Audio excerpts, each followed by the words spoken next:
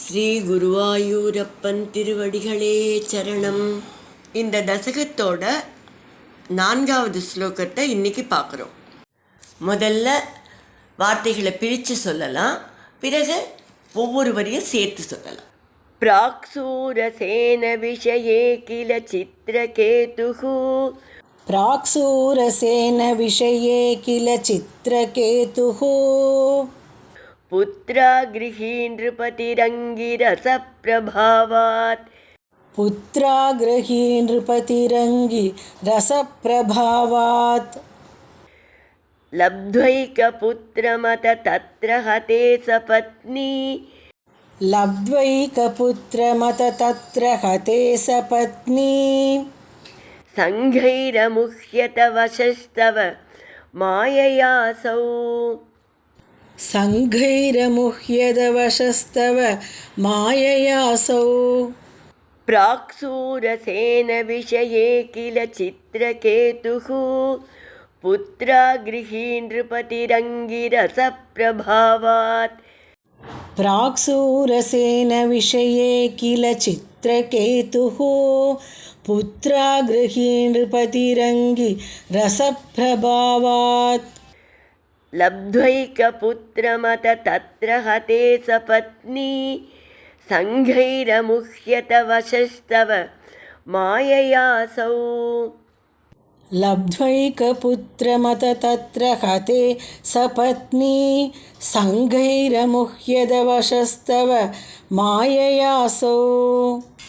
இப்போ நாம் இந்த ஸ்லோகத்தோட வார்த்தைகளை பிரித்து அர்த்தங்களை பார்க்கலாம். பிராக் முன்பொரு காலத்தில் சூரசேன விஷயே, சூரசேனம் அப்படிங்கிற தேசத்தில் சித்திரகேதுகு நிருபதிகி, சித்திரகேது என்ற மன்னன் புத்திர ஆக்ரகி ஒரு மகனை அடைய விரும்பி அங்கீரச பிரபாவாத்து, அங்கிரஸ் என்கிற முனிவரோட சக்தியினால், அவரோட ஆசீர்வாதத்தினால ஏகபுத்திரம் லப்துவா ஒரு புதல்வனை பெற்றான். அதத்தத்ர பிறகு அந்த குழந்தை சபத்னி சங்கைகி அவனோட மற்ற மனைவிகளால் ஹதே கொல்லப்பட்ட போது அவசக அசௌ ரொம்பவும் வருத்தமடைந்த அந்த மன்னன் தவ மாயையா உங்களுடைய மாயையால் அமுஹ்யத்கில மதிமயங்கினான் இல்லையா. இப்போ இந்த ஸ்லோகத்தை முழுவதுமாக பாராயணம் பண்ணி இதோட முழு அர்த்தத்தையும் பார்க்கலாம். பிராக்சூரசேன விஷயே கில சித்ரகேதுஹு.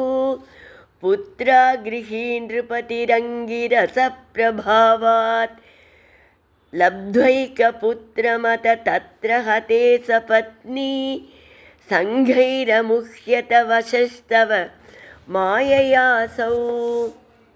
முன்பு சூரசேனம் என்கிற ராஜ்யத்தில் சித்திரகேது என்ற மன்னன் வாழ்ந்து வந்தான்.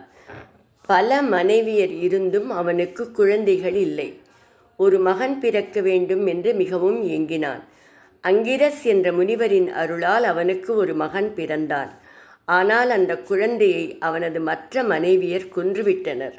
அதனால் அவன் மிகவும் வருத்தமடைந்தான். தவமாக தவமிருந்து பெற்ற குழந்தை இறந்தால் பெற்ற தந்தை துக்கத்தில் ஆழ்ந்து போவது இயற்கை. ஆனால் சித்திரகேதுவின் துக்கம் எல்லை கடந்ததாக இருந்தது. அவனும் அவன் மனைவியும் அழுது அரற்றி புலம்பினார்கள். அரண்மனையில் இருந்தவர்கள், பின்னர் நாட்டின் பிரஜைகள் கூட உறக்க அழத் தொடங்கினார்கள். துக்கத்தில் ஆழ்ந்துவிட்ட சித்திரகேது மகாராஜன் இறந்த மகனின் உடலுக்கருகில் மற்றொரு இறந்த உடலைப் போல படுத்து கிடந்தார். இறப்பு என்பது துக்கத்தை தருவதுதான். ஆனால் சித்திரகேதுவின் உணர்ச்சி மிகையாக இருந்தது. அப்படி அவன் இருந்ததற்கு, நடந்து கொண்டதற்கு குருவாயூரப்பா உன் மாயையே காரணம் என்கிறார் பட்டதிரிகள். அது என்ன என்று அடுத்த ஸ்லோகத்தில் பார்க்கலாம்.